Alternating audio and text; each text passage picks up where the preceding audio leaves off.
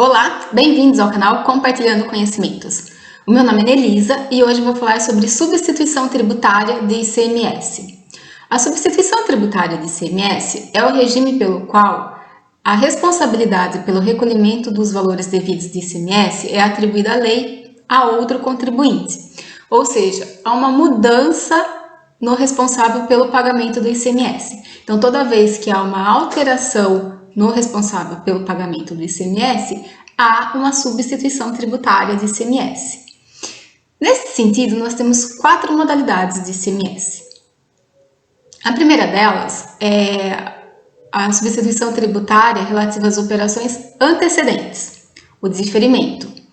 Estas operações também são, essa modalidade de substituição tributária também é conhecida como substituição tributária para trás. Por que para trás? O fato gerador já ocorreu em uma etapa anterior e quando há a substituição tributária, então recolhe-se o ICMS. Por exemplo, uma indústria que adquire produtos agropecuários de produtor rural. Qual que é o fato gerador? A circulação da mercadoria, a venda, né, vamos dizer assim, aí, de forma mais simples, né? A venda desses produtos, então, teoricamente, o produtor rural deveria recolher o ICMS. Porém, a legislação, principalmente aqui no estado de São Paulo, atribui à indústria que vai industrializar, então, esses produtos agropecuários a recolher o ICMS. Pode ser na entrada ou pode ser também na forma do produto já industrializado, tá? Mas há também a questão do diferimento nas operações com sucata. Então, quem vende sucata para as indústrias não recolhe o ICMS no momento da venda, mas sim na hora que essa sucata entra na indústria, a indústria então faz o recolhimento do ICMS.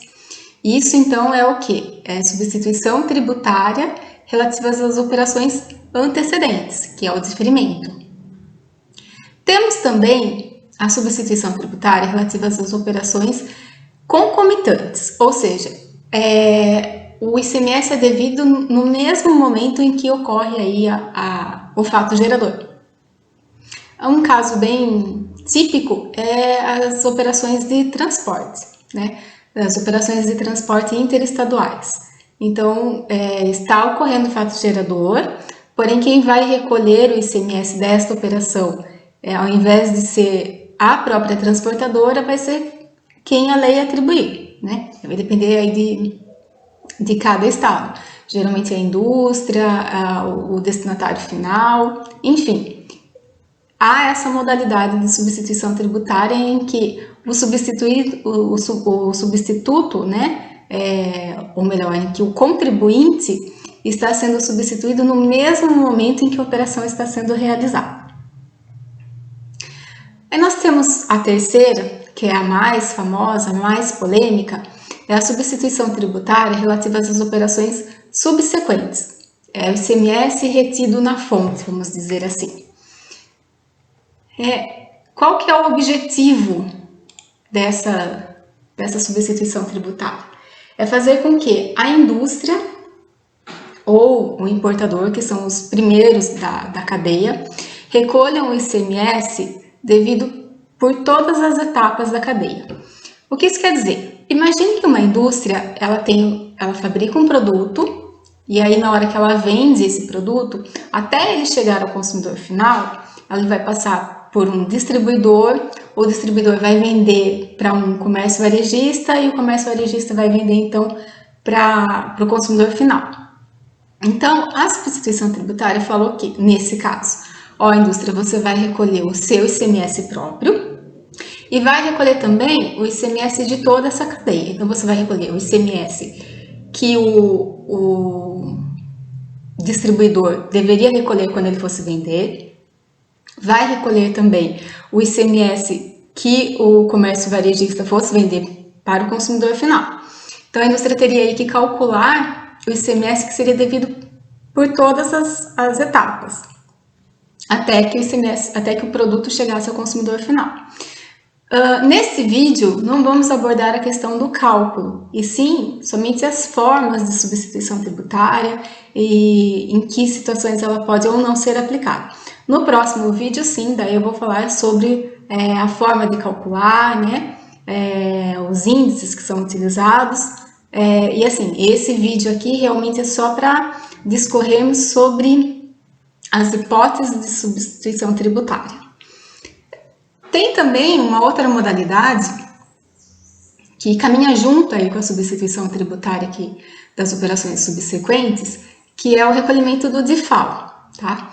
Quando formos estudar os cálculos, vamos ver que o cálculo é bem mais simples e também já conhecido. Só que existe essa modalidade, então assim, toda vez que ocorre a alteração do responsável, há a substituição tributária. Em relação às operações subsequentes, o que a gente tem aqui para esclarecer? Bom, até 2017, cada estado atribuía a responsabilidade, né, atribuía a substituição tributária aos seus produtos da forma que ele achava melhor. Mas em 2017 foi criado o Convênio 52 de 2017, de forma a uniformizar quais seriam esses produtos.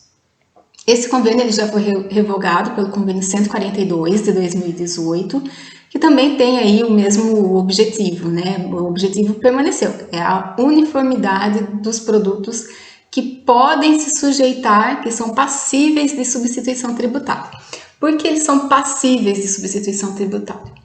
Porque assim, não basta que o produto esteja sujeito, esteja elencado neste Convênio 142 de 2018. Nós vamos ver aqui algumas situações em que, ainda que a NCM esteja elencada no Convênio 142 de 2018, não é aplicável a substituição tributária. Qual que é a o principal indicador aí do produto estar sujeito à substituição tributária? Bom, o primeiro fator para que um produto esteja sujeito à substituição tributária é que a sua NCM esteja elencada no Convênio 142 de 2018. Porém, esse convênio ele é dividido em segmentos, tá? E aí é preciso que a NCM esteja elencada no Convênio 142 de 2018 dentro do segmento próprio do produto.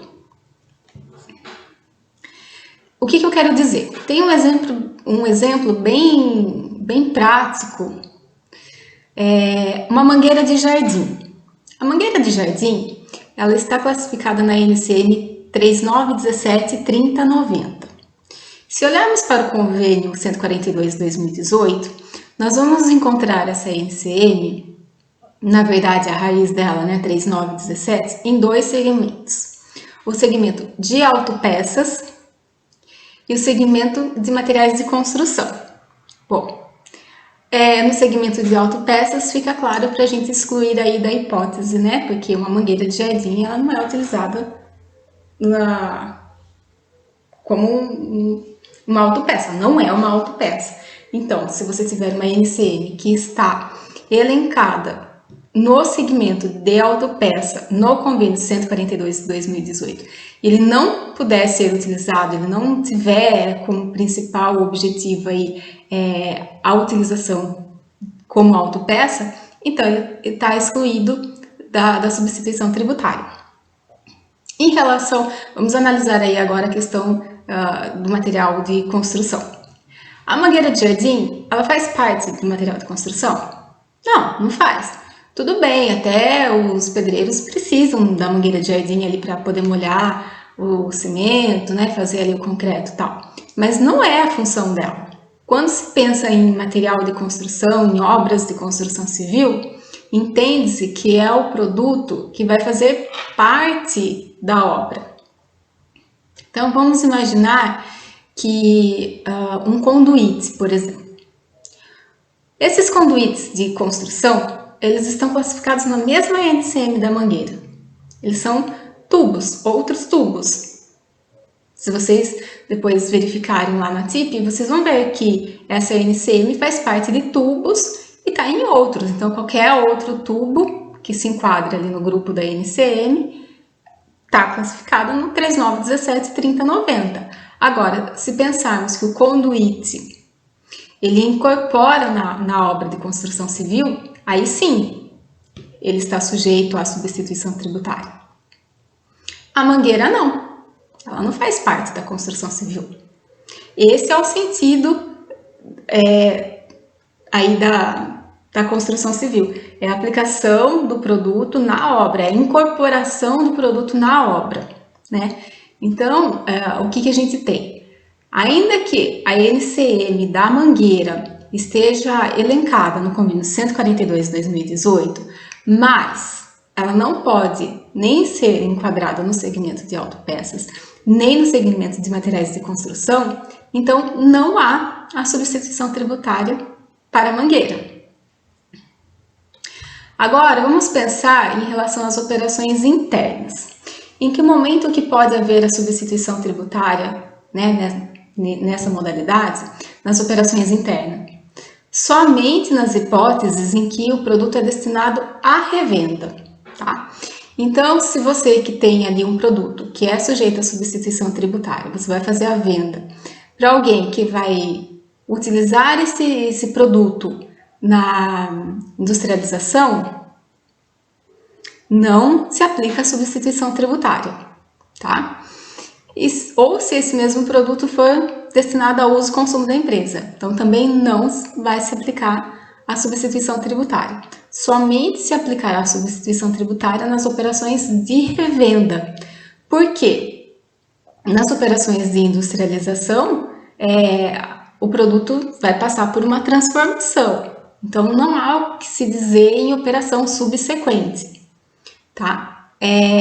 Nas operações de uso e consumo, o produto não vai sair novamente, vai ser consumido, ele vai ser usado.